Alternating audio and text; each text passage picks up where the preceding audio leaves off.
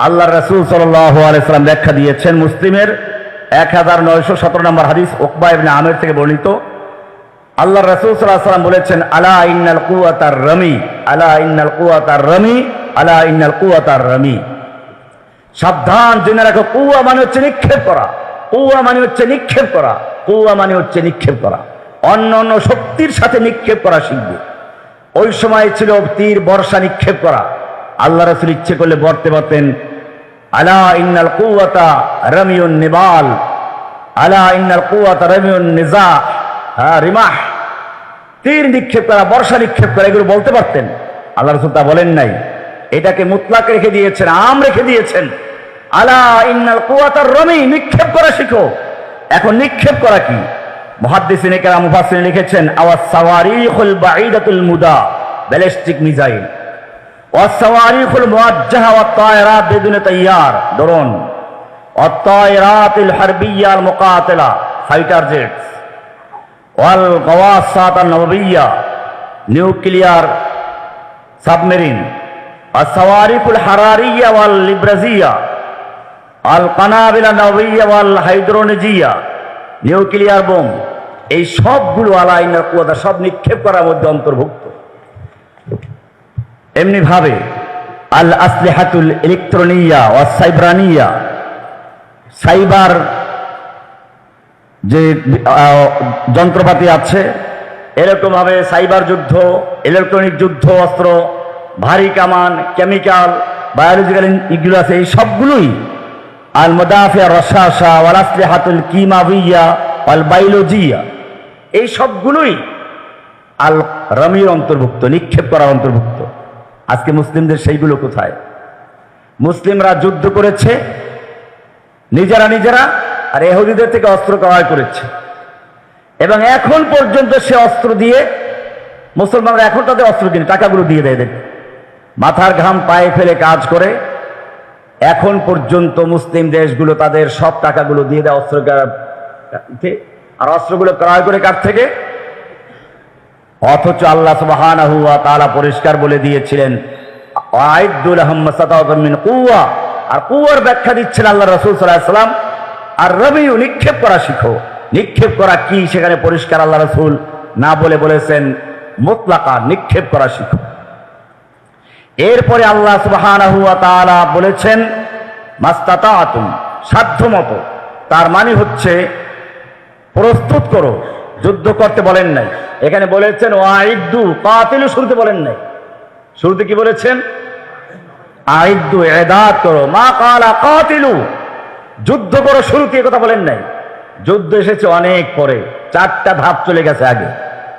প্রথম ধাপে আল্লাহ রাসূল সাল্লাল্লাহু আলাইহি ওয়াসাল্লাম বলা হয়েছে দাওয়াত দেন, সবর করুন। আর দাওয়া আস-সবর আলাল আযা, দাওয়াত দিলেন। দাওয়াত দিতে গেলে অত্যাচার, জুলুম, নির্যাতন আসবে। আল্লাহ রাসূলকে প্রথম বলল কি? শায়ের। এরপরে বলল কাজ্জাব। দাওয়াতের তেজ বাড়তে রইল, আর গালির সংখ্যা বাড়তে রইল। আমার কিতাবুল ঈমানে আছে এগুলো, যে দাওয়াতের তেজ যত বাড়ে গালির সংখ্যা তত যুক্ত হয়। সাহিরুন কাজ্জাব, মিথ্যাবাদী, জাদুকর, জ্যোতিষী, উম্মাদ, পাগল, মজনুন, এরকম ভাবে গালিগালাজ শুরু হয়ে গেল। প্রথম ধাপ ছিল এটা। দ্বিতীয় ধাপে গিয়ে বলা হলো উযিনা লিল্লাযীনা ইউকাতালুনা বিআন্নাহুম যুলিমু, যাদের বিরুদ্ধে যুদ্ধ করা হয় তাদেরকে যুদ্ধ করার জন্য অনুমতি দেওয়া হলো। তৃতীয় ধাপে গিয়ে বলল ফরজ, তবে যারা যুদ্ধ করে তাদের বিরুদ্ধে।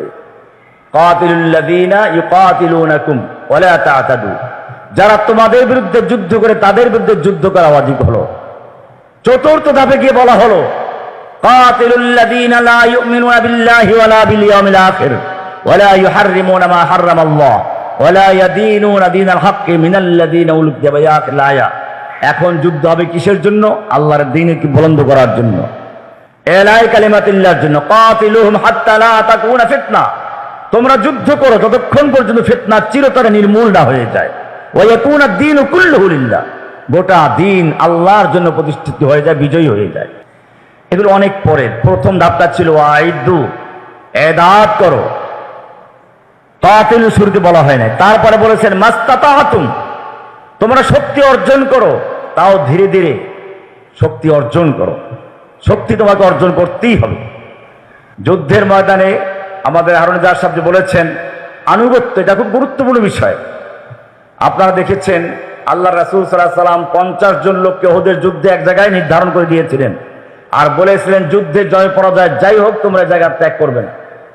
দেখা গেল কমান্ডার যতই বললেন, লোকেরা বলল যুদ্ধ শেষ হয়ে গেছে, সবাই গনিমতের মাল সংগ্রহ করছে, আমরাও যাই। তারা ঘাঁটি ছেড়ে চলে গেল।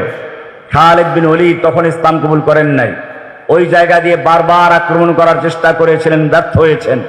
কিন্তু যখন দেখলো যে জায়গা ফাঁকা আছে, মাত্র 8-10 জন লোক আছে, ওখানে তড়িৎ আক্রমণ করে শেষ করে দিয়ে তারা মাথায় ঢুকে পড়ল। এরপরে একদিক থেকে মুসলিমদের পিছন থেকে আক্রমণ হয়, দিয়ে সামনের লোকগুলো ঘুরে গেছে। মুসলিমরা সেই যুদ্ধে মারাত্মক বিপর্যয়ের সম্মুখীন হলেন। আল্লাহর রাসূল নিজে রক্তাক্ত হলেন, দান শহীদ হলো।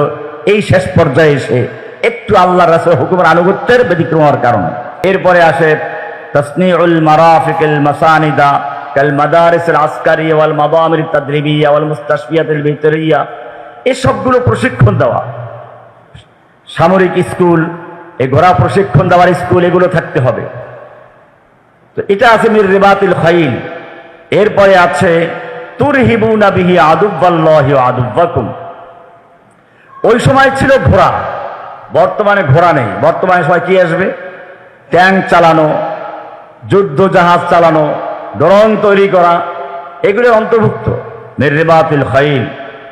এরপর আল্লাহ বলছেন তুরহিবুনা বিহি আদুব্বাল্লাহি ওয়া আদুব্বাকুম, যার মাধ্যমে তোমরা আল্লাহর দুশমনদেরকে এবং তোমাদের দুশমনদেরকে ভীত সন্ত্রস্ত করে রাখবে। বোঝা গেল ভীত সন্ত্রস্ত করাও একটা ঈমানের দায়িত্ব। আদুব্বাল্লাহি, আল্লাহর দুশমন আগে বলা হয়েছে, ও আদুব্বাকুম তারপরে তোমাদের দুশমনদেরকে। বোঝা গেল মুমিনদের দুশমন যারা আল্লাহর দুশমন তারা, আল্লাহর দুশমন যারা মুমিনদের দুশমন তারা। তবে মুমিনরা যুদ্ধ করবে নিজের স্বার্থে না, বরং আল্লাহর দুশমনদেরকে মোকাবেলা করার জন্য। এই কারণে আদুব্বাল্লাহি আগে উল্লেখ করা হয়েছে আল্লাহর দুশমনদেরকে। আল্লাহর দুশমন দুই রকম, আমাদের দুশমন দুই রকম। এক দল হচ্ছে প্রকাশ্য শত্রু, সেটা হচ্ছে যেটা আয়াতে উল্লেখ করা আছে তুরহিবুনা বিহি আদুব্বাল্লাহি ওয়া আদুব্বাকুম, যার মাধ্যমে তোমরা ভীত সন্ত্রস্ত করে রাখবে আল্লাহর দুশমনদেরকে এবং তোমাদের দুশমনদেরকে। এই দুশমন হচ্ছে ইহুদিরা, এই দুশমন খ্রিস্টানরা, এই দুশমন হচ্ছে মুশরিকরা, এই দুশমন মুনাফিকরা, এই দুশমন হচ্ছে প্রকাশ্যভাবে যারা নাস্তিক মুরতাদ ইসলামের বিরুদ্ধে কথা বলে তারা।